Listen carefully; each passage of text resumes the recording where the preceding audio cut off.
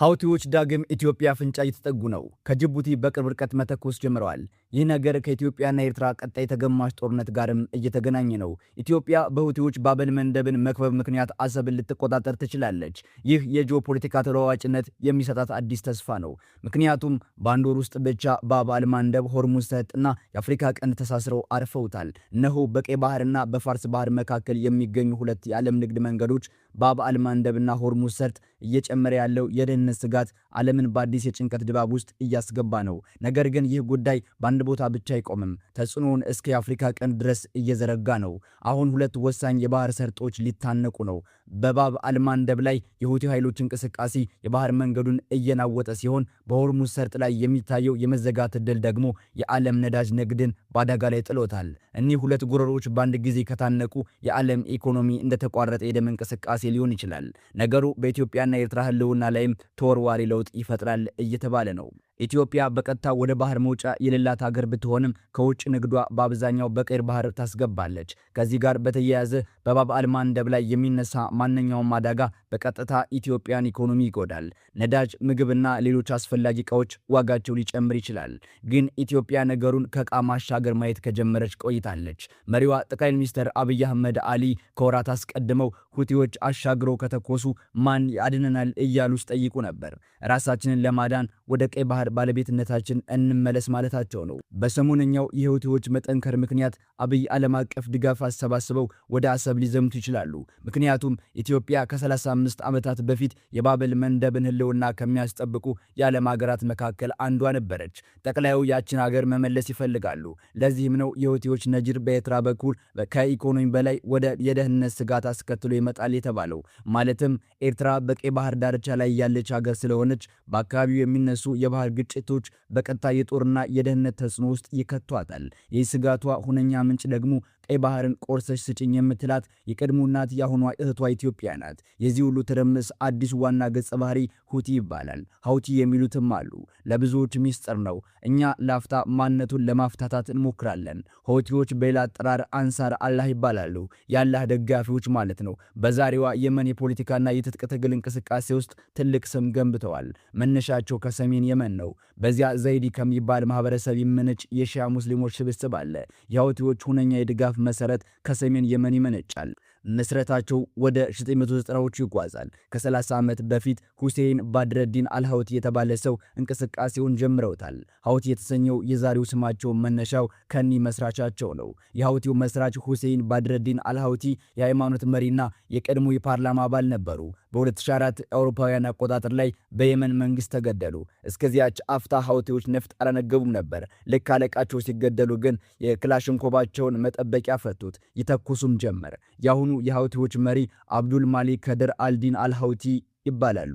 የመን ውስጥ ሳዳ በምትባል ግዛት በ1979 የግሪጎር ዓመት ተወልደዋል። 46 ዓመታቸው ነው። አባታቸው ባድረዲን አልሀውቲ በቁጥር አናሳ የሆኑት ዘይዲ የተባሉ የየመን ጎሳዎች ውስጥ የሃይማኖት መምህር ነበሩ።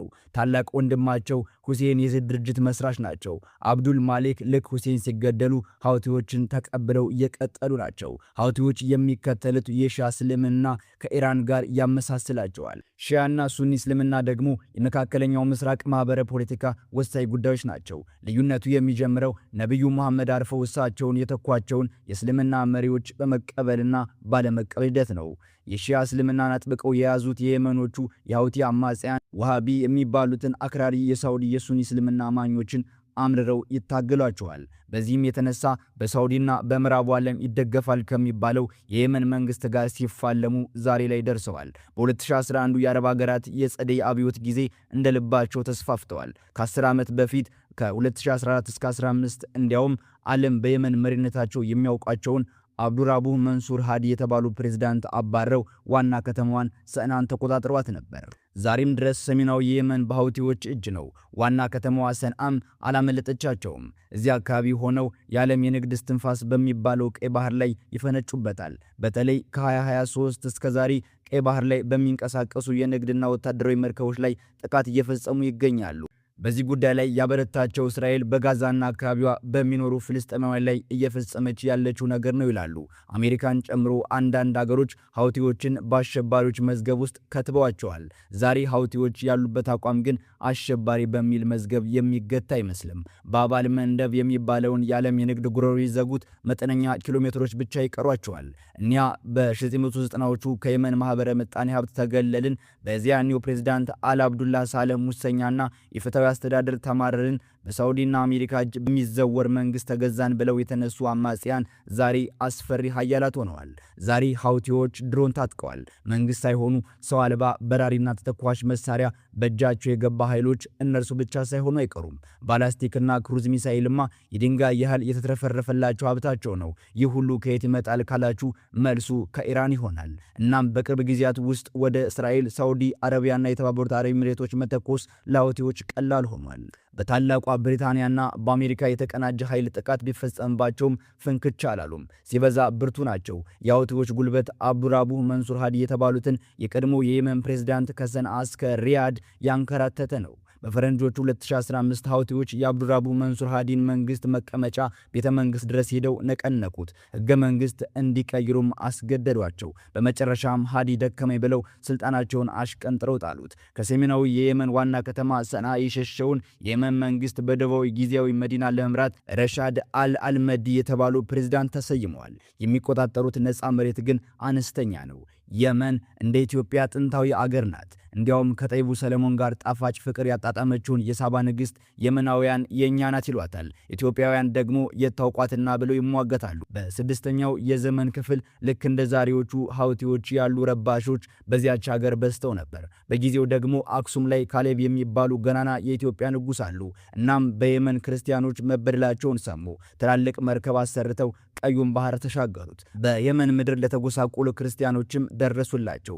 ዛሬ ከየመን ማዶ የምትገኘው ኢትዮጵያ እንደ ካሌብ ያለ ንጉስ፣ እንደ አክሱም ያለ ስልጣኔ፣ እንደ አዶሊስ ያለ ወደብ የላትም። እናም ሀውቲዎች በቀዩ ባህር ላይ ያሻቸውን እያደረጉ ቀጥለዋል።